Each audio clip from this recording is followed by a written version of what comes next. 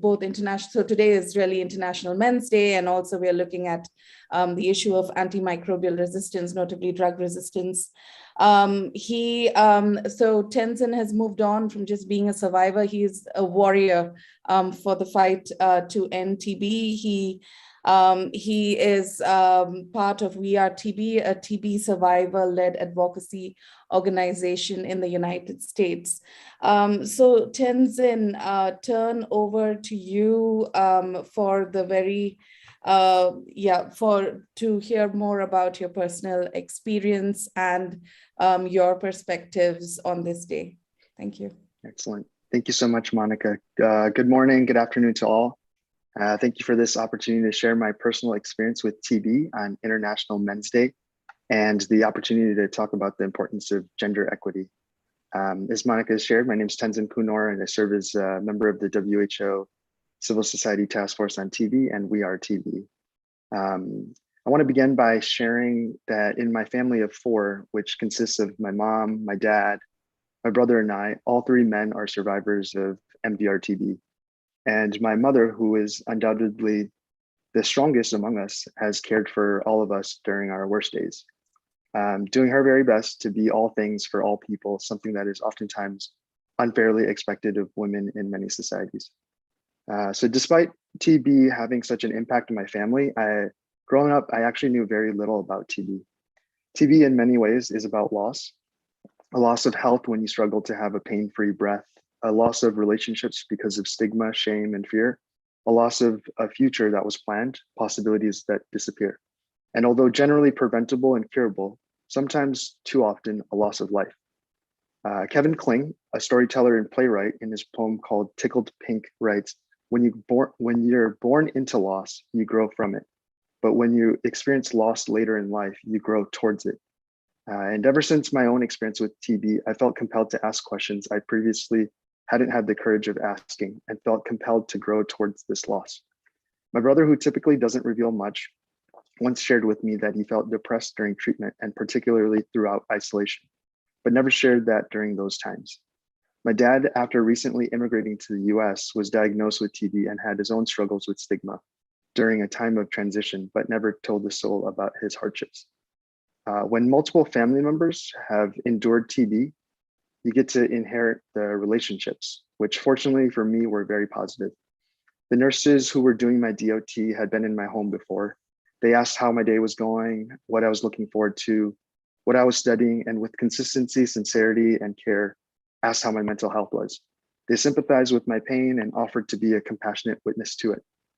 With the privilege of proper nutrition, financial stability, and support from loved ones, the most important part of my care was the priceless interactions and the warmth of my care providers.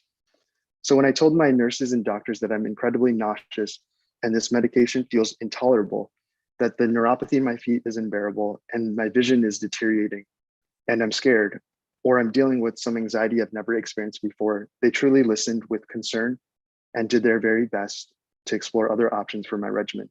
I've wondered if my experience would have been the same if I were a woman or a trans or non-binary person.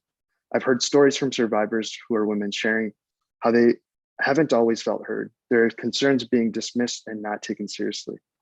Additionally, we need to think beyond a gender binary that dismantles stereotypes, dehumanizing people of all genders, essentially rooted in the belief that women, trans, and non-binary people are inferior. We must engage in difficult work of addressing stereotypes and gender norms that are harmful. For example, being sick doesn't make you less of a man. Asking for help doesn't make you less of a man.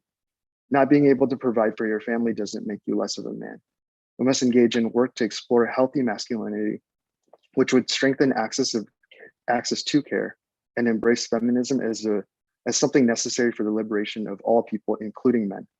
At the root of various issues are societal pressures for men to be and perform their gender identity in a certain way.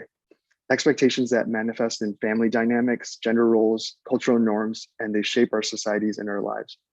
Research has highlighted the ways in which men, due to certain risk factors at large, have been more affected by TB. Additionally, access to care and health services and early detection efforts are an issue, and these challenges are linked to gender. To truly understand the needs of those affected, we must consider and acknowledge the social identities people hold and the systems of privilege and oppression they navigate that impact their experience. There's great value in identifying how gender impacts TB and acknowledging that gender-based oppression of women, trans, and non-binary people endured on both an individual level, but also a systemic level, have implications for all people, including men. Not only do we need gender-sensitive and identity-conscious approaches to address TB inequities and injustice, they must be culturally and community relevant, as the systems of privilege and oppression based on gender manifest differently in different contexts. With that said, it is important and necessary to engage affected community and civil society, as they are experts with invaluable insight to tailor interventions with intentionality and identity consciousness, and to work towards a world where one's gender does not impact their health outcomes. Thank you for your time. Thank you very much, Tenzin, for sharing your experience, as well as the experience of your family. You very eloquently shared the impact that it has not only as a man, but also on caregivers and the care that you received from health workers, all really critical. And thank you for also sharing your perspectives and what is really needed when we are looking at a gender equitable response. Thank you so much, Tenzin. I'd now like to turn to our director, Dr. Teresa Kasaeva. She leads the work at the World Health Organization on ending TB, all the work ranging from setting norms and standard strategy, leadership, multi-sectoral action, and accountability, monitoring, and evaluation. The list goes on, but she leads. So over to you, Dr. Teresa Kasaeva. If you could kindly deliver the opening remarks for this webinar. Yes, thank you very much, Monica, dear colleagues, partners, and friends. Greetings from the World Health Organization, from the Global TB Program, and thank you for joining this important webinar in the occasion of the International Men's Day that we as WHO are very pleased to co-host with our colleagues and friends from Stop TB Partnership, along with the Global Health Research Program, Leaving No One Behind, Transforming Gender Pathways to Health for TB, and the Social Sciences, Health Innovations for Tuberculosis Virtual Center. I'm very pleased to speak after our young colleague and friend, champion, Tenzin, and we are actually here to listen to people like Tenzin and to support them, to serve to the vulnerable, and to do our best whatever we are working. So happy International Men's Day to all the men in the audience and to their families, to women. The focus of this day is manifold: to celebrate key achievements and contributions of men, as well as to raise awareness of issues that affect them. We take this opportunity to focus on one of the top infectious killers in the world, tuberculosis. This disease respects no gender, age, or boundaries. It affects men, women, children, and those most vulnerable. However, more men fall ill and lose their lives to this preventable and curable disease. We are placing the spotlight on TB in men today to mark International Men's Day. And we have also in the past similar webinars with a focus on women on International Women's Day, on children on International Children's Day. TB affects everyone. These TB webinars give us an opportunity to do a deep dive on critical issues or on groups of people affected. Last month, in our new WHO Global TB report, for the first time in over a decade, we reported an increase in tuberculosis death due to COVID-19 pandemic. TB mortality is higher among men globally, as is burden. Globally, an estimated 10 million people fell ill with TB in 2020, with men accounting for 56% of those affected. COVID-19 disruptions have severely impacted access to essential TB services. with far fewer people being diagnosed and treated or provided with TB preventive treatment in 2020 in compare with 2019. As we look at accelerating the TB response and getting on track, we need to include gender consideration into our efforts.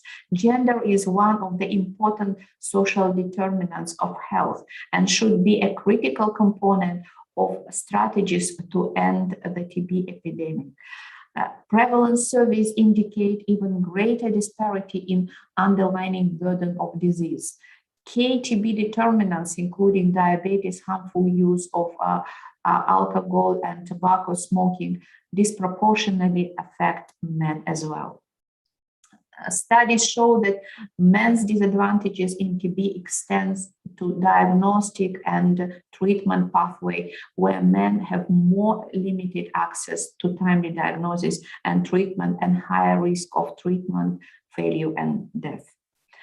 Gender-related barriers to accessing TB services have been identified in several countries that have undertaken TB communities' rights and gender assessments with the Stop TB Partnership support, emphasizing that we need gender-sensitive interventions that can identify early and successfully treat more men with TB to significantly cut TB transmission in communities, including to women and girls, and further community-led interventions that can rapidly identify and monitor gender-related barriers to services. Today, we have 3 objectives for our webinar. First, to catalyze multi-sectoral action around developing a gender-sensitive response to end TB by bringing together TB-affected communities and their coalitions, women's and men's groups, community-based organizations, NGOs, organizations, and experts working on women and health and men and health policymaking and program implementers. Next, we should explore barriers and discuss solutions for seeking gender equitable health care. We should widen understanding of gender inclusivity and the global response to end TB. Today, we have a great lineup of speakers, and I hope that we will have excellent opportunity to learn from each other, including from effective communities, representatives, civil society, and partners. Thank you very much, and looking forward for fruitful and constructive discussion. Thank you so much, Teresa, for your inspiring opening remarks, and also for setting the scene for this meeting and sharing what the key objectives are. This really does set the stage for all the discussions and the panel that we will have moving forward. I'm now very pleased to turn to our next speaker, Oksana Rusininu. Apologies for the mispronunciation and the background noise. Oksana leads the Moldova National Association of TB Patients, which provides psychosocial support and peer education, end stigma activities and advocacy interventions. She is herself also a drug-resistant TB survivor, and she, her activism and her role, the tale of activism and legislation that she is going to share with us today actually stems from her own experience. So we're very pleased to have you with us, Oksana. The floor is yours. Thank you so much for this great opportunity to speak about TB and to bring a new perspective, because I have never actually spoken about this gender dimension in TB. And I would like today to speak actually about our own experience, about my experience with drug-resistant TB and the experience of my already husband for 10 years about what we actually get to do during the being patients and after finishing treatment to try to change the situation in the country regarding the tuberculosis. Next slide, please. I started my treatment in 2007 and finished it after 3 years of treatment, starting actually with drugs for drug sensible TB, because there were no available treatment for drug resistant TB at that time, and only after a year I followed 24 months with treatment and followed it successfully. In the same time, during this treatment period, I met a wonderful man, Pavel, who became my husband, and who had, let's say, a much I would say much interesting story and a longer story of TB. He started his treatment almost a year ahead of me, and after two years, he unfortunately of treatment for drug-resistant TB, he had no positive effects on his treatment, and he for years played a deadly game from positive to negative conversion for years and years with tuberculosis. The verdict of the doctors was very harsh. He had already extremely drug-resistant TB with little chance to get well because of the resistance already to the second-line drugs. Next slide, please. In the same time, we started and we fought during our treatment to continue and to fund actually a TB patient organization, and we did so. And in the same time, being in a very active try to find a solution for his very harsh diagnosis. In 2009, we found an article about TMC 2007, which later became bedaquiline, and we contacted Dr. McNeely, trying to access this new drug that's been in a clinical trial for Pavel. 4 years of forth and back messages with tentative to access the drug, unfortunately with no luck, as there were no intention to have a trial site in Moldova, and the available compassionate use program was inaccessible for Moldova due to country-rigid legislation. Meantime, we became acquainted with a group of activists in the USA who put huge efforts to make changes in Pavel's treatment and introduce for the first time in the country, in the Republic of Moldova, linezolid. And due to this introduction of the regimen, he actually finished his treatment 24 months already with a successful verdict, and they're finishing completely unsuccessfully his treatment. Next slide. Our advocacy led to a lot of changes in our country, not only related to the drugs, but as well to the nutritional support and to the improvement in the isolation legislation. As you know, it's a practical use used in our region. We managed to advocate for an introduction of multi-sectoral approaches in the support of people, no matter of the gender, no matter of the status, drug or sensible TB. As well, the nutritional support has been given to all patients with all TB forms, not only as it was done in the beginning when the nutritional support appeared as a social support for the patients. As well as one of our latest achievements is that we managed to advocate for the update of the national essential medical list to introduce all the new drugs which are included in the WHO classification already at the country level. As well, if we are speaking about the gender dimension, I would say that there is legal and gender transformative environment in the Republic of Moldova.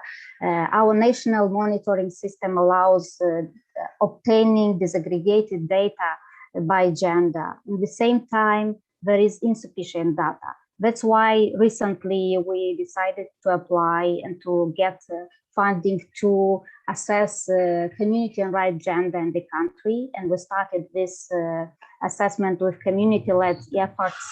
And after that, we expect to come with a report with very sufficient, let's say, based data to advocate already for the legislation updates in the country. And to conclude, next slide, I would say that it is very important to have the collection data and to ensure collection of data because it is critical to inform guidelines. In this process, it is important to engage communities and civil society. And at the same time, it allows to educate communities and patients and civil society to conduct lead monitoring. Because I think that communities and civil society are valuable contributors to improve policies. And only in this way we can ensure that we will obtain equitable gender and community-based response in our countries. So thank you so much.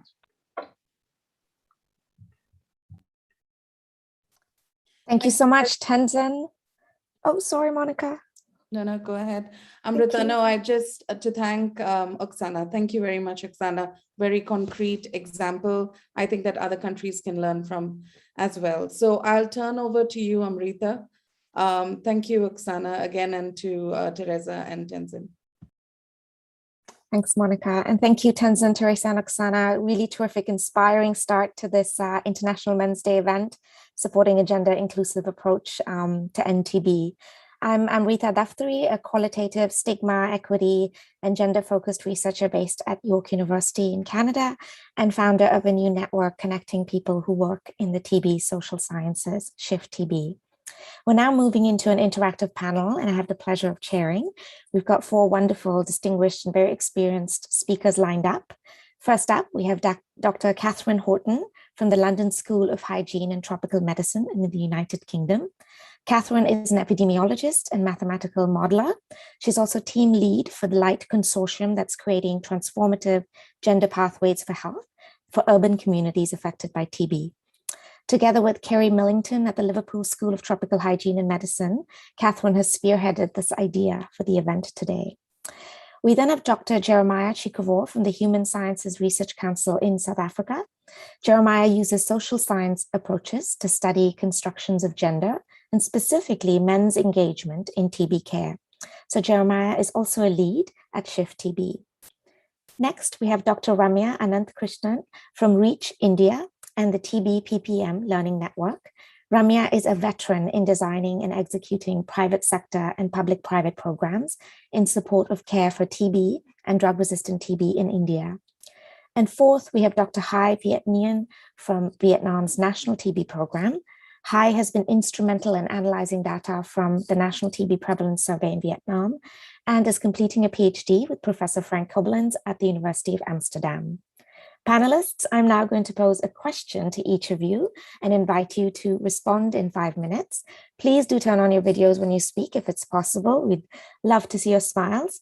Audience, here's what I'm going to ask you. Please post your questions in the Q&A function as they come to you, not only to the panelists, but also to Teresa, Oksana, and Tenzin.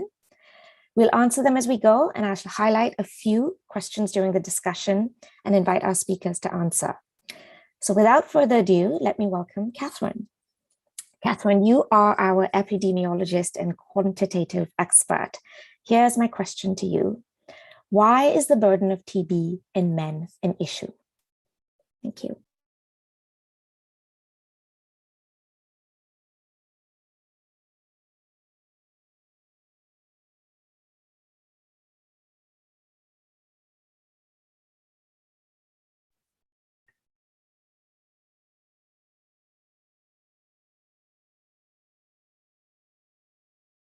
Catherine, are you able to unmute yourself?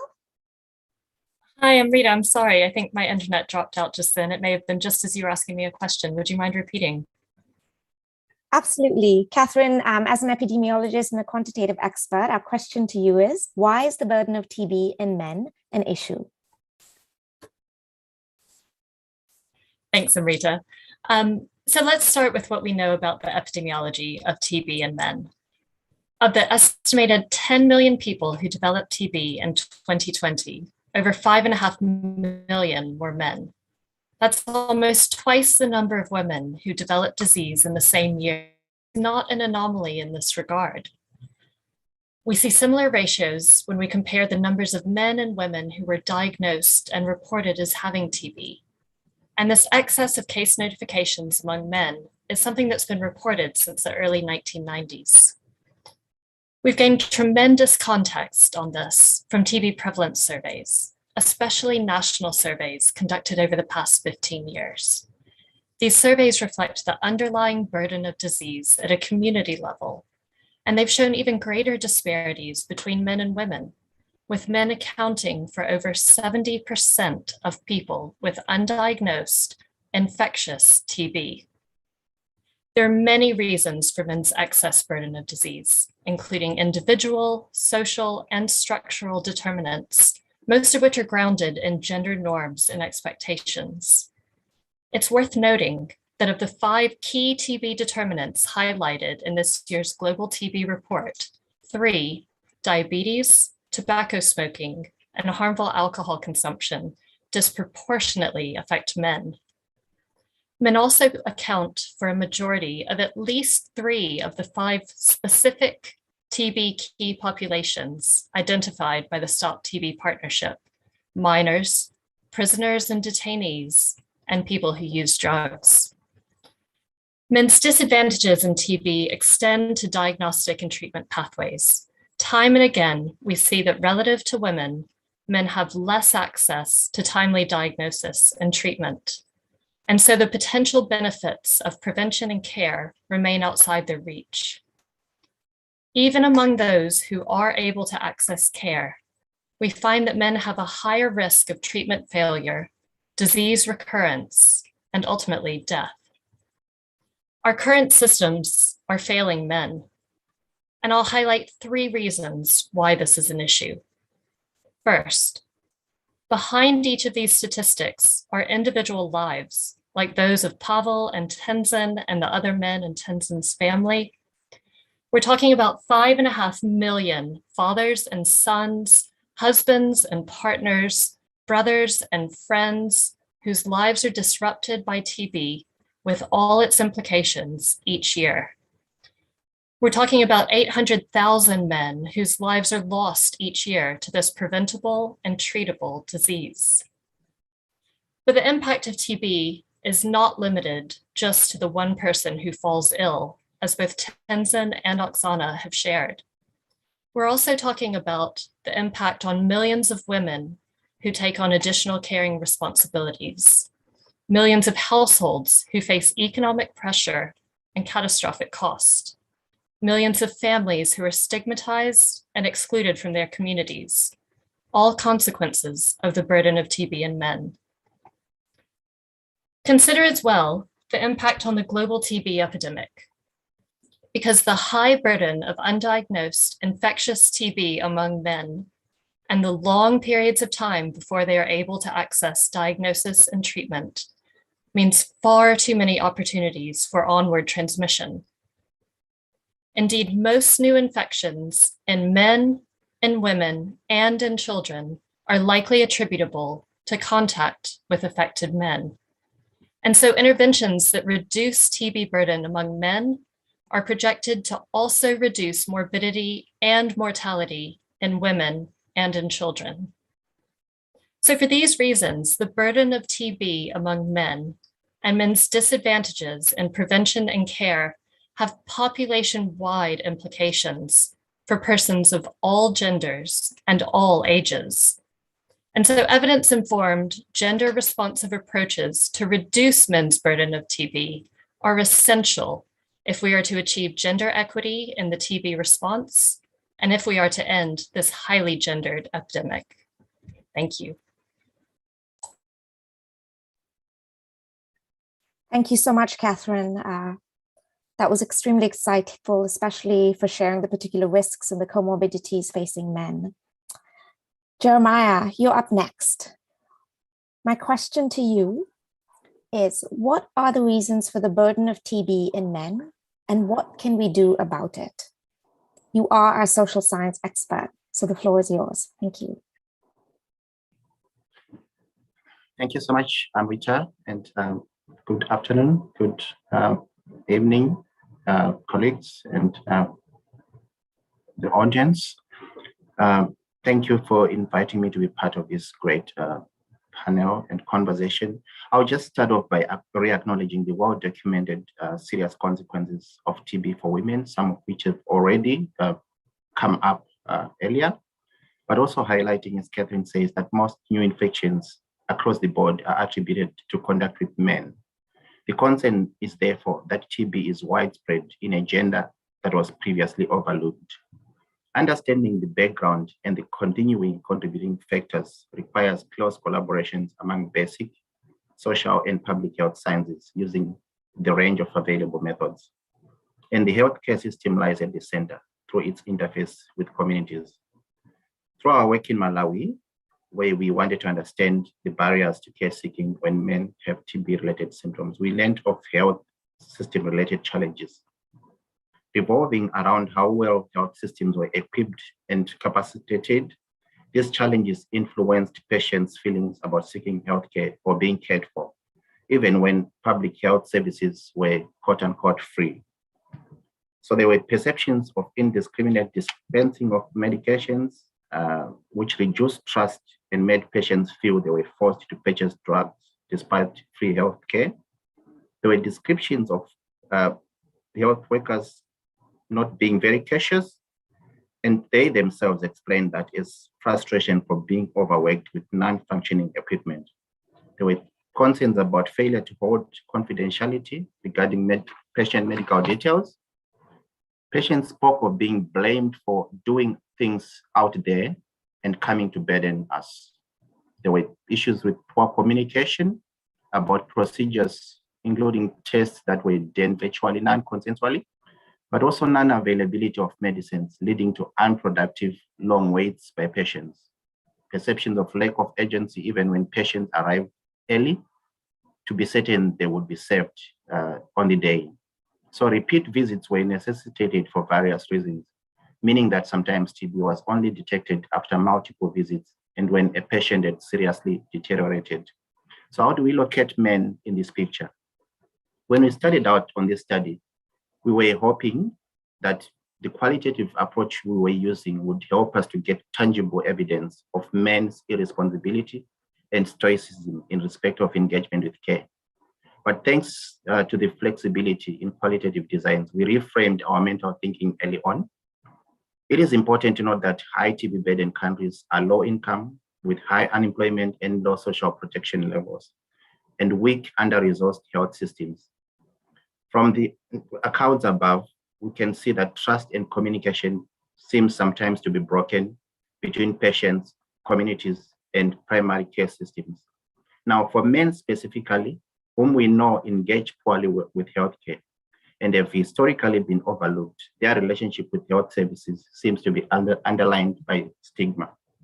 Where, for instance, their role is to expect them to be in charge, any threats of loss of control or any management approaches that come across as demeaning or non-cautious can have specific implications.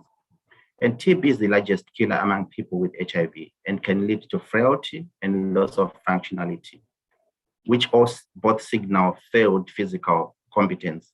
Now, these associations generate what can be seen as a compound stigma among men, and men also fear being blamed for making themselves and their families sick. Being seen in feminized healthcare spaces can also provoke derisive reactions from women and peers.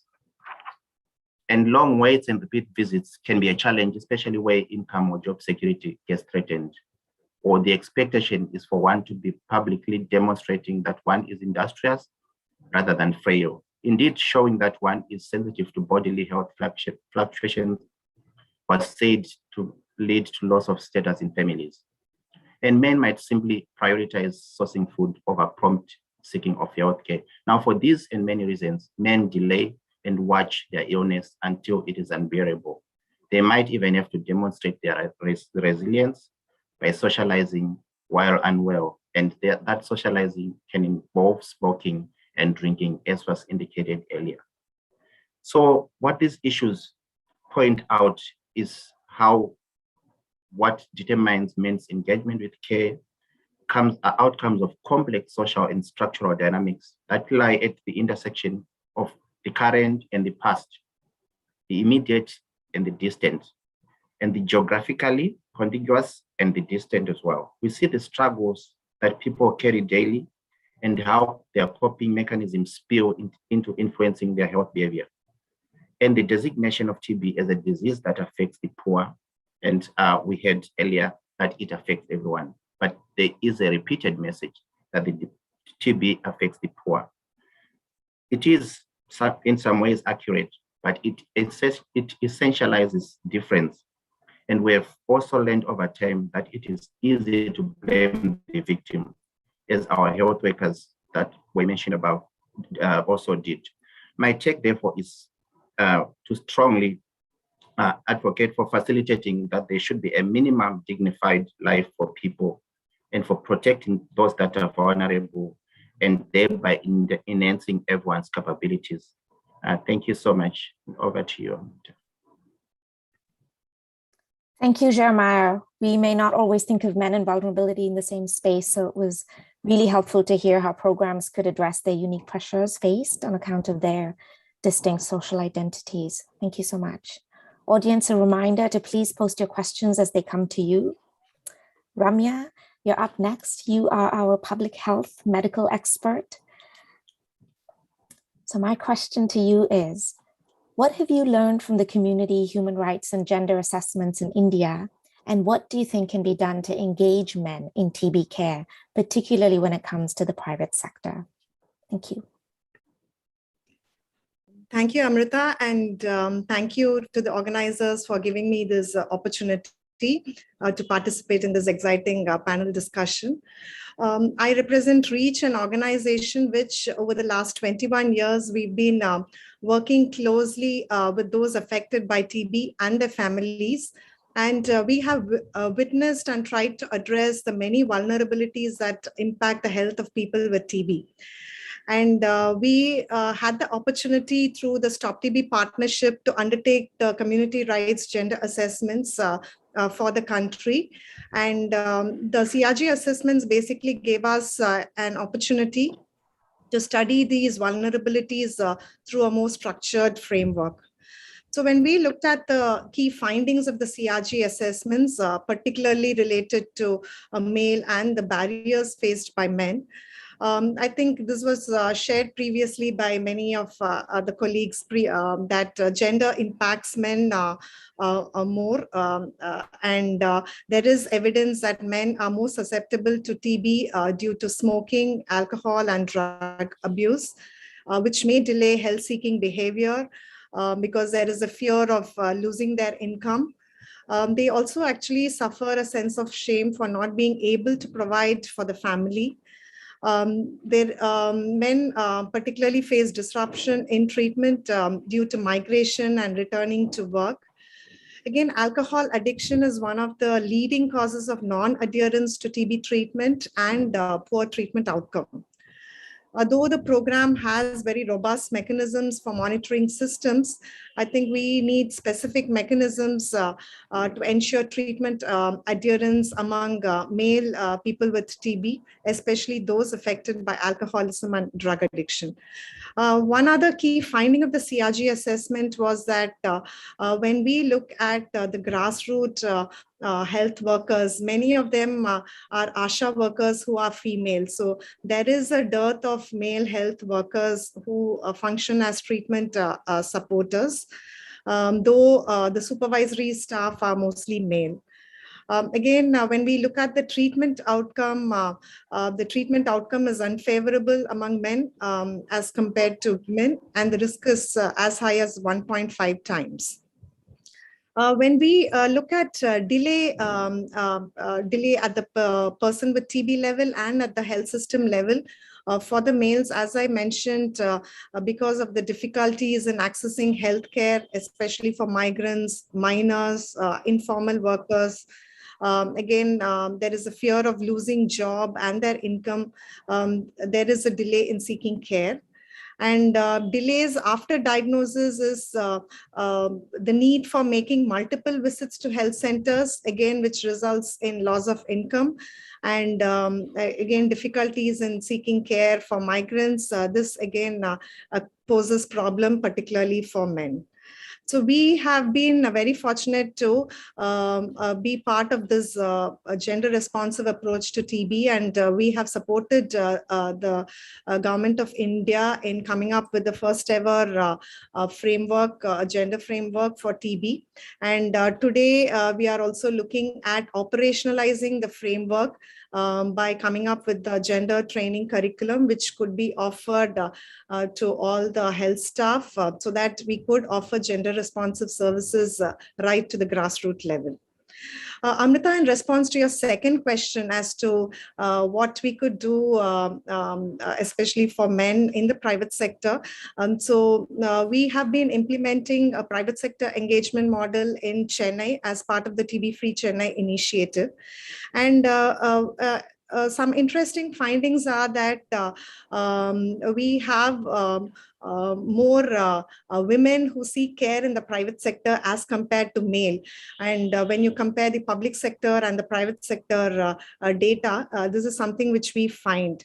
And if you look at men, the proportion of men who seek care, especially in large corporate hospitals, we find that majority of them are men, and this could be related to migration and inter-district and interstate movement of males as compared to females.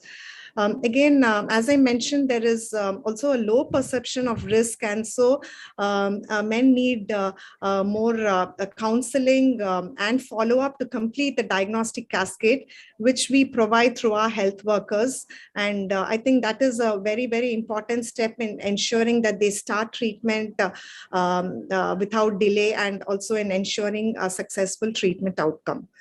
Another area that we focus on is risk profiling. So all the people with TB get profiled for their risk, particularly risk related to smoking, alcoholism. And as part of our comprehensive approach, we offer specific and targeted counseling for them. And where necessary, we also link them up to specialized services which is offered for them. Again, I come from a country where the comorbidities is quite high. Diabetes is extremely high, especially among males. So we promote screening of diabetes among males and ensure that they complete their diabetic screening. When you look at the profile of our health workers, we ensure that there are male health workers also who could provide care and support where there is need. We also run a helpline, and very interestingly, the calls which come to the helpline, most of them are male. So I think the anonymity of the helpline is preferred by male. Again, moving on to treatment, in our experience of using a pill box called STAMP, and when we looked at the time of drug consumption, we found that most of the male took drugs at 9 o'clock in the evening. So which actually is very interesting to understand, because in the previous DOT system, we used to get them to come to the health center, and that posed a huge challenge for male. And I think a way forward, when we look at pillbox technologies, this is something which can help in addressing the challenges related to drug intake. Again, elderly male have huge challenge with respect to access of food, and again, family and counseling is very, very critical to ensure that the family supports, especially elderly male with problems of alcoholism, and the family-centered counseling plays a very critical role.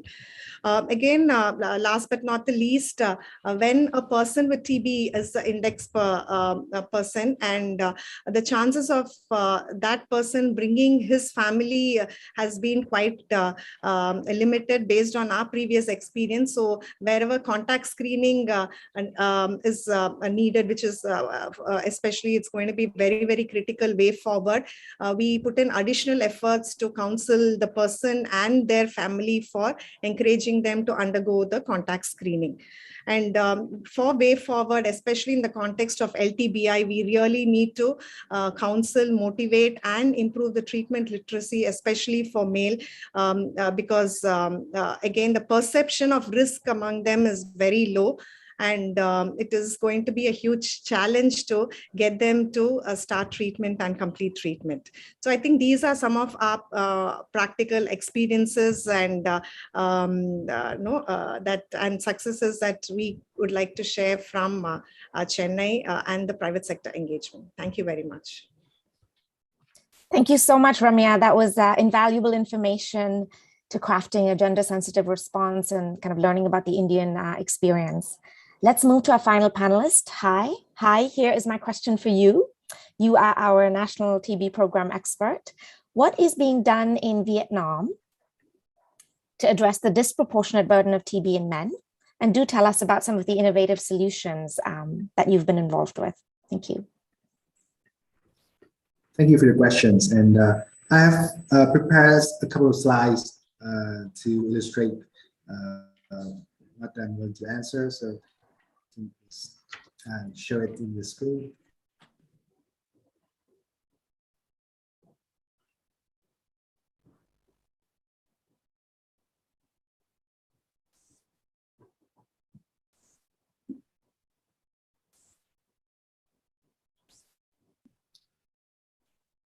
Oh, yeah, I can share. Oh, great. Well, so hello everyone. My name is Hai Nguyen, and I'm a Vietnam National TB Program Officer. And today I'm going to share with you about the gender-based approaches in tuberculosis in Vietnam. Looks like this. As we all know, globally, the burden of TB is higher among men than women, and the reason behind this phenomenon is still unclear.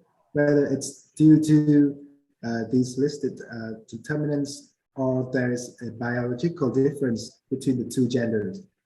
And in the soon-to-be published analysis, a structural equation model suggests that this biological difference is likely to be true.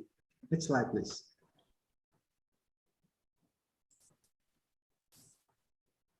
And the data of this analysis comes from the second National TB Prevalence Survey in Vietnam in 2017. In this survey, we found a prevalence of pulmonary TB of 322 per 100,000 adults, in which the males to females ratio was 4:1, and it increased with age. Next slide, please. And this finding, combined with other social determinants of TB and also the working environment in Vietnam, has led us to implement the active case finding among metal welders and coal miners, the occupations where most of the workers are men. Next slide, please.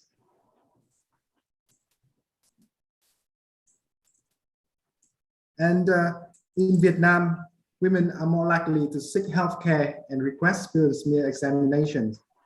Aside from stigmatizations and discrimination, this difference is might due to the cultural beliefs and male mentality that men have to be strong, have to be healthy, have to be the breadwinner of the family. So they don't have the time nor the willingness to seek healthcare when they are ill. And therefore, the Vietnam Youth Society Against TB, in which I'm a member, launched a campaign to promote knowledge and attitude of students on TB. Next slide, please. And we reach out to students in all ages, from elementary school to high schools and universities. And our goal is that after our talk, each student would be our TB educators, and when their family members, especially their fathers or grandfathers, have symptoms related to TB, then the students would advise them to seek proper health care. And so far, we have visited 23 schools and universities across the country, but the full-scale campaign was put on hold due to the lockdown in Vietnam because of COVID-19. And we really hope that we can resume the work soon, and I will definitely show you the result when completed. Next slide, please. So the thing is, men, it's okay to be weak sometimes and seek care when you don't feel well mentally or physically. And that is what I want to share. And happy International Men's Day.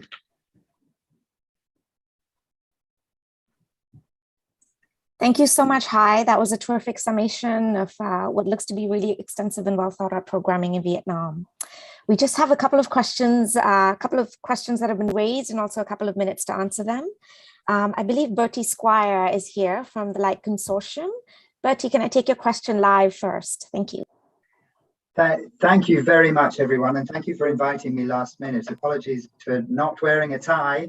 I've joined from holiday. My quick question is, clearly this issue of undetected and untreated men as drivers of the TB pandemic is crucial.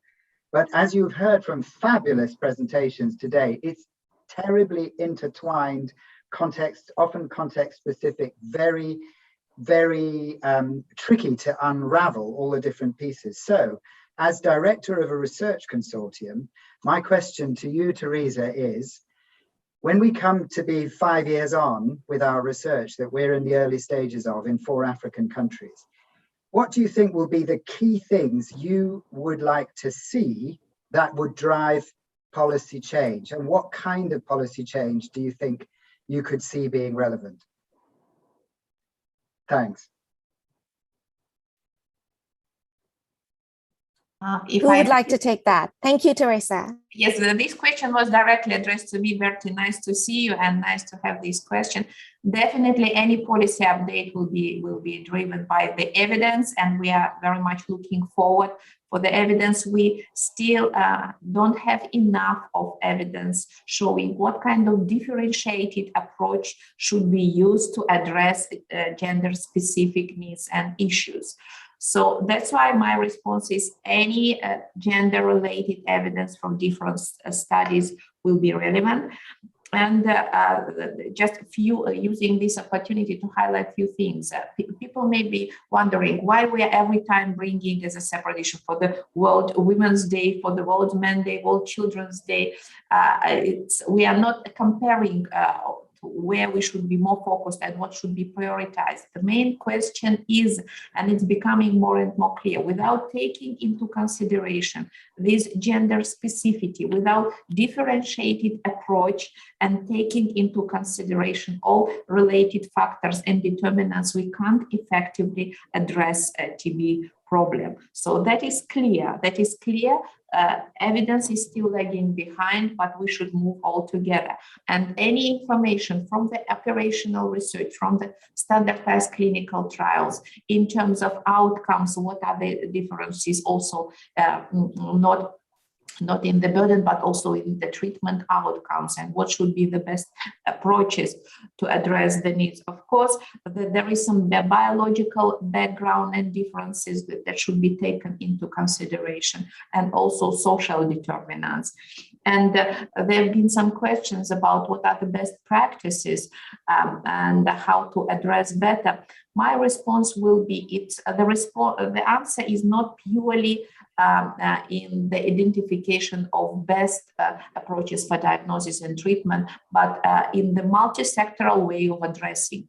Without clear and very strong policies on social protection, occupational health, there is no chance, especially for men, to make any improvement and changes in their very challenging situation and status. And of course, all these tendencies, global tendencies, waves of migration should be also addressed and taken into consideration. Definitely, we should continue this discussion. Many questions, less answers, but let's work together. Thank you, Teresa. Thank you very much. We'll take one of the audience questions. We have Stephen Anguva asking, what is the best solution to handle the challenge of alcoholism amongst people with TB? I wonder if one of the panelists could take the question, maybe Catherine. And we also have Carrie Viney from the Global TB Program, who is spearheading efforts on a collaborative framework for comorbid conditions. So maybe she can jump in as well. Thank you. Carrie, I'm certainly happy to defer to you on any strategies that you have seen success with. You know, we obviously know that alcohol increases risk of TB infection, development of TB disease, but it also impairs access to care, potentially masking symptoms and through all of the social impacts of alcohol use. I don't know what strategies combat that. And so we'll hope that Carrie has an answer to that piece of the question. Yeah, thank you, Catherine and Amrita, and thank you for the question as well. So just to say that in the Global TB Report, we do report on the number of TB cases that are attributable to alcohol use disorders, and that's about 735,000 cases. So it's a significant burden. And in terms of what can be done, as Amrita mentioned, we're currently working on a framework for collaborative action on TB and comorbidities, which will really promote sort of, interventions and actions to address TB and comorbidities. And of course, for alcohol use disorder specifically, there are tools for screening, such as the audit tool, and there are interventions that can be simply implemented in TB programs, including sort of counselling and patient support. And of course, we have some recommendations on how to provide support to patients, psychological support, material support. But I would think that, screening, patient support, and referral to appropriate services for people who have alcohol use disorders would be most appropriate in TB clinics. These are certainly things that can be taken up by TB services. And of course, integration with the right kind of services for people with alcohol use disorders is crucial, I think. So thank you for that question. Thank you so much, Carrie, and thank you, Catherine, for answering. Just in the interests of time, perhaps we should start to wrap up before we have closing by Luchika. It's been a really fantastic, thought-provoking panel, lots of thinking on gender inclusivity and gender equitable responses to TB. I think we have time for one round robin from each of the speakers, beginning with Teresa, if I may, and ending with Hai. Maybe in about 15 to 20 seconds, it would be wonderful if you could share with us one takeaway message that you think is key, given today's topic on gender equity and the TB response on this International Men's Day. Teresa, over to you. Thank you. So thank you very much. In 15 seconds is difficult to reflect and address all the challenges of this very important topic. But I should say that gender-sensitive approach, in fact, reflects the basic principles of the patient-centered approach. We should be focused on to address all the patient needs, taking into consideration gender, social status, other comorbidities, diseases, and then we should treat a patient, but not only address the disease. But that is the way to the successful outcomes. And I hope that TB is preventable and curable disease. And it is furthermore family disease. As we've seen, men is affected more by bringing frequently disease to the families, and they're losing their job. That's why it leads to the catastrophic cost to the families. So, of course, we should adequately address all these needs and continue working together. Thank you. Thank you so much, Teresa. Always inspiring to hear your leadership on this. Tenzin, over to you for final thoughts. Yeah, I would say it's vital to think about addressing TB in terms of thinking about social justice and equity in as expansive of ways as possible. And when we think about gender sensitive and identity conscious interventions, thinking about the need for them to be community and culturally relevant, because gender is in different contexts plays out pretty differently. So it's important to really stay connected and value the input and insight of affected community and civil society. Thank you. Thank you, Tenzin. Oksana. Thank you. Just to echo the Tenzin's words, it's absolutely important to have this data and evidence which is based on our country and local specifics. Otherwise, we will not manage to adjust our policies in the countries and to ensure that they respond to our expectations, to the needs of our people in our countries. Thank you. Thank you, Oksana. Catherine. I would say we know that gender is one of the most important social determinants of health. When it comes to TB, we can't afford to ignore the specific risks and the unique vulnerabilities that affect men and that really make male gender a key determinant of TB disease and outcomes. Thank you, Catherine. Jeremiah. I would say we prioritize community voices.